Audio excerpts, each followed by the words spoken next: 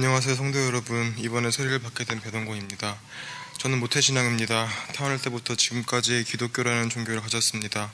그래서 그런지 주님에 대한 간절함보다는 마치 부모님 같은 편안함을 느꼈습니다. 언제나 주님과 함께고 주님은 날 사랑하셔란 나태하고 오만한 생각이 저를 덮었습니다. 점차 머리가 커지면서 한 번쯤이야 교회를 빠져도 되겠지라는 마음과 함께 점차 교회를 등한시하게 되었습니다. 처음엔 죄책감이 너무나 컸고 힘들어서 회개 기도를 하고 다음 주엔 꼭 가야지, 유혹을 이겨야지 했지만 너무나 나약한 저로선 그 유혹들을 뿌리칠 수 없었습니다. 일주일이 지나고 2주일이 지나서부터 죄책감 또한 없어졌습니다.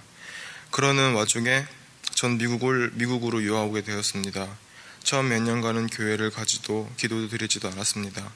그러나 그런 생활에 너무 익숙해졌을까, 난 여건이 안 되니까 공부를 해야 하니까 라는 핑계로 제 자신에게 대며 하루하루를 헛되게 보냈습니다.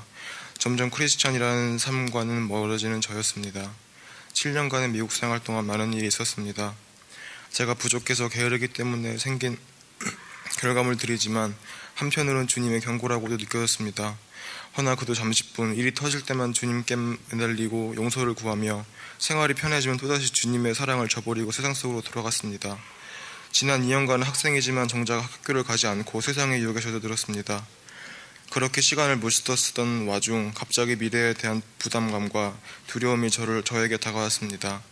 패배의 연속은 저를 두려움에 옥죄해왔습니다.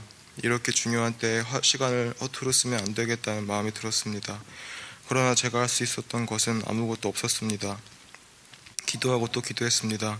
저를 살려달라고, 저를 변화시켜달라고 하지만 노력을 하지 않는 저에게 묵묵부답이셨습니다. 어쩌면 나는 크리스찬이고 주님이 사랑해 주시니까 어떻게든 되겠지라는 마음이 간절함을 막았습니다. 정작 중요한 주님과의 관계에 대한 기도는 하지 않았습니다. 그러던 와중 하나교회에서 세례 공부를 시작하게 되었습니다. 세례 공부를 하며 너무나 나약하고 비참한 제 자신을 뒤돌아보게 되었습니다. 전 너무나도 이기적인